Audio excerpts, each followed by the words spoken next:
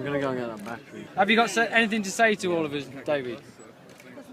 Well, the thing I've got to say more than anything else is, you know, when I think back 20, 23, 4 years, and the amount of people that knew anything about this was so tiny, and yet now this is a really major moment. This, not just here, but in the way that the knowledge of this organisation's got out, because they're coming out of the shadows, and this is such a wonderful, symbolic part of the web, because it's a point that people can relate to. If you go deep in the rabbit hole, where they're talking, you know, you're talking about things that people are going, he said what? That's another thing. But this is a point that people can relate to, because what it is simply, you know, what we've been saying all these years is, if you look at the corporations and the banks and the governments and the political parties, in the end they're all controlled by the same people. They're different masks on the same face, and here we have the absolute living proof of that this weekend in that hotel. Where, you know, but this is a wake-up call for a lot of people. I know it is from people that I've talked to this week.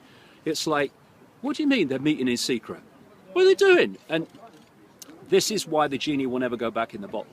A lot of people are going to start to open their minds to the world being very different to what they thought it was because of this thing this weekend. What are you going to speak about tomorrow night? Oh, I think I'm going to speak about loads of things, whatever comes into my mind. But so yeah, I mean, I've got a lot of things I like to say, because you can put this into a much bigger context of what's happening today. Because this do I? Yes. No. But anyway, I don't know how to hold one of those. All right, okay. Alex is the expert on the megaphone. And the context that this can be put into on a wider way. It's just a great moment. I just hope that loads and loads of people turn up here tomorrow and make a statement. We ain't having it anymore, because this is a really major opportunity we're looking at here. The thing is, if it stopped now and we all went home, we've made massive strides in the last few days. Just in the the mainstream media acknowledgement of the fact that it exists. But if we can get a lot of people here tomorrow, we can make a massive statement. What's happening here is the prisoners are policing the prison, but they can't see it. That's a thing, an area we have to get to, and that is to get those in uniform and the dark suits that administer it and don't know that what they're doing, and the fact that their children and grandchildren are in the gun sight as well, to realise that they shouldn't be protecting them from us, they should be protecting us from them. That's what they should be doing. That's the dynamic, but they don't. This is the way it works. And what we've got here is a real symbolism is very powerful. And what we've got here is a symbol of the world, because what they want to create is a Hunger Games type world in which you have a tiny few that are unbelievably mega rich. And you think you'd go from poor through what they call middle class to rich. If you look at the graphs now, it's going down there and then suddenly whoop with the 1%. And in some of the graphs, they are so rich that it actually goes off the page and they have to put the top of the graph next to it.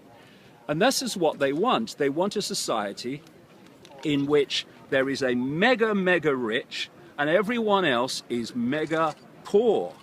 And in the middle of that are the dark suit administrators and the uniforms to administer the 1% agenda on the mega poor masses. So here we have a situation here where you've got 140 people meeting there. You've got a ring of steel around them, so they are cut off from us, exactly what the Hunger Games society is supposed to be.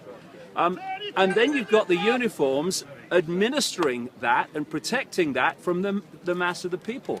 That is precisely the dynamic that they want that global society. And that's why they're engineering it to make us poor in their own Agenda 21 so that they can then control the services and make us beg for crumbs. And they brag about this. In fact, a few years ago, they openly said we want to make people so poor they can't come protest us. This is the point of what's going on economically.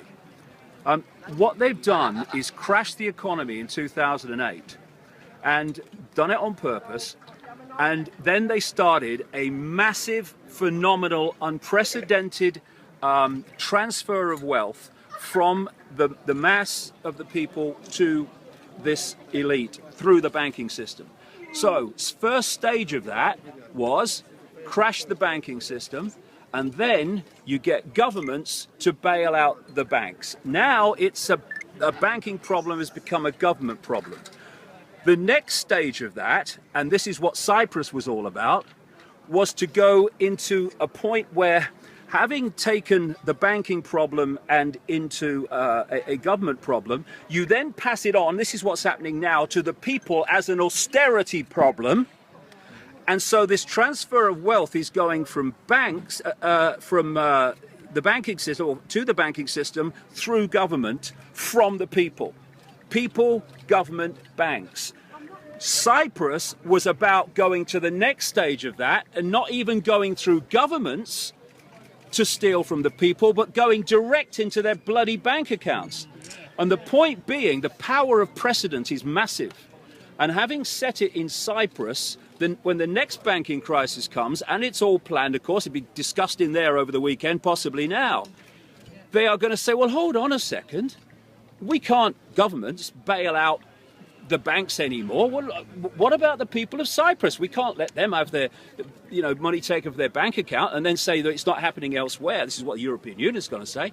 And therefore, the idea is to transfer wealth, not just via governments to the banks and the elite, but actually from bank accounts.